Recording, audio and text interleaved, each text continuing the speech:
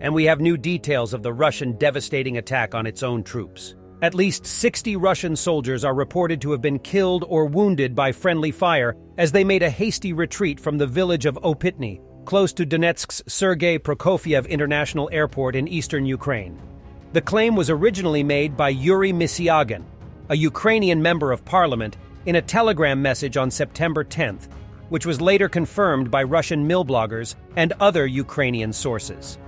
Misyagin said that Russian fighters had been retreating to new positions chaotically and almost in a panic.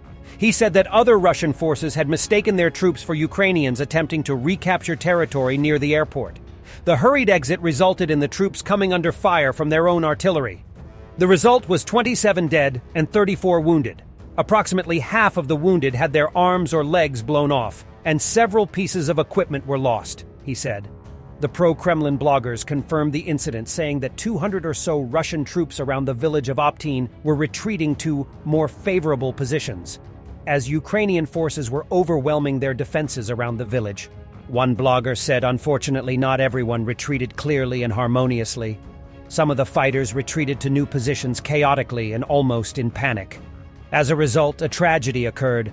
Our soldiers died by the fire of their own artillery. A Ukrainian colonel, Konstantin Mashevets, corroborated the event in a detailed account of what had occurred in a Facebook post. He said that a combination of panic and poor coordination among the Russians caused the debacle. For some unknown reason, the enemy artillery began to fire, not near the front line or behind Ukrainian positions in order to suppress our firepower, but on the positions occupied by this unit, Mashevets said in the post on September 10th. Ukrainian forces, aided by the friendly fire incident, were able to advance through the village and onwards towards Pisky, a village to the southwest of Opytne. While Kremlin spokesmen maintain that Moscow's forces are launching counterattacks against Opytne, they are making little progress as the village is cut off from the Russian front line by a river. Lack of training as conscripted Russian troops are rushed to the battlefield has been widely blamed for several instances of friendly fire against their own troops. An August 14th report in the New York Times quoted a serviceman from Ukraine's 129th Territorial Defense Brigade with the call sign Kherson, who had witnessed Russians firing on their own forces near the village of Neskukna, a village retaken from the Russians in June. The Russians attempted counterattacks, tried to squeeze us out, to encircle us, but everything happened as we envisioned. As the Russian troops began to retreat, Russian forces fired rockets at the battlefield, killing their own men, Kherson said. They buried quite a lot of their own guys on that day. An ISW report in November quotes the former Donetsk People's Republic Security Minister, Alexander Khodakovsky, claiming that Russian-friendly fire may have caused up to 60% of total Russian casualties between May and November 2022. Solovyov, in response to the Ukrainian missile strikes against Sevastopol last night, said Russia's only chance is to attack administrative buildings, decision-making centers, in Kiev, Berlin, London, Washington, New York, and Poland. This is war, a war that is already obvious. Fact check. This is not the beginning. The war started when Russia, the belligerent, invaded Ukraine on February 26, 2022. I lost count, but Solovyov has restarted the war several times since then for various reasons, including drone strikes on Moscow, destruction of strategic bombers, blowing up the Crimean Bridge 3 or 4 times, sinking the Moscow, conducting missile strikes on Crimea, delivery of HIMARS GMLRs, incursions into Belgorod, making fun of his son, disrespecting Russia and the supreme leader, and seizing his villa in Italy. 10 minutes watching this guy and you instantly realize there is no intellectual or emotional maturity there. Это только начало, это надо понимать. Нацистская сволочь, британская, немецкая, американская передаст ракеты, все, которые может, и Атакамс, и Таурус, все, что у них есть.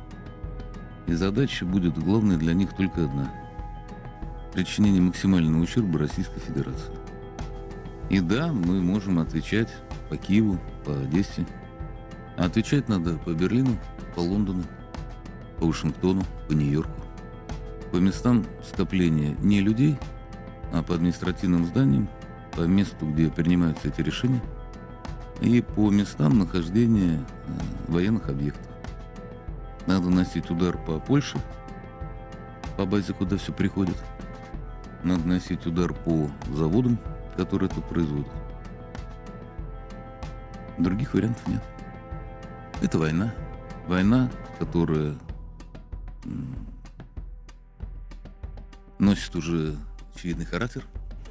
Мы воюем со вселенским злом. And Russian propagandists are on fire.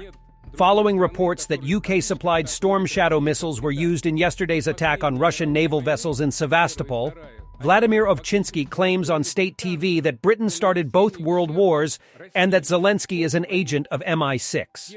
Какую цель британцы преследовали? Это их месть за уничтоженные челленджеры или тут какие-то более глобальные планы? Конечно, более глобальные. Если мы вообще возьмем историю России, то нет другой страны, которая в кавычках так любит Россию, как Британия. Две последние мировые войны, первая и вторая, они же фактически спровоцированы британцами для нанесения ущерба России. Обе войны. Первая, понятно, когда был более-менее такие паритетные отношения с Германией, вбили в клин, начали войну России фактически с Германией. Второе, когда после пакта Молота-Риббентропа англичане сделали все, чтобы сломать и начать немецкое наступление на Россию. Это если взять историю. Если взять новейшую историю Украины, то кто такой Зеленский? Посмотрите прессу всю западную, когда он только избирался президентом. Там открыто писали, что это агент Ми-6 английской разведки, который постоянно ездил в Лондон, приезжали эмиссары, вокруг с ним работали, он был обставлен английской агентурой. Он человек Британии, а во вторую очередь уже Соединенных Штатов. Поэтому любое решение, которое принимает Зеленский, он принимает только по согласованию с Лондоном. Demonstration of the MRSI, multiple round simultaneous impact, capability of the Czech Army, Excalibur, 155mm L-45 Dita self-propelled gun howitzer. Thanks to the high level of automation, the howitzer crew consists of only 2 soldiers, with an emergency station for a third crewman in the turret. Dita is built on the Tatra 815 chassis and weighs 29 tons. The range is 39 km, and the sustained fire rate is 5 rounds per minute. Series production for specific customers started this year.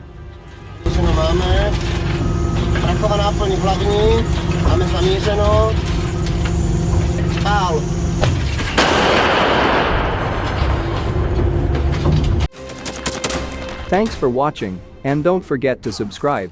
Also, if you want to support Warthog Defense, please become our member and get early access to new videos, exclusive members-only videos, and become administrator in comment section. The membership link is in the description. Every day. We had a guy last week, it's 6 rescues in 6 days. You know, he's doing the job every day.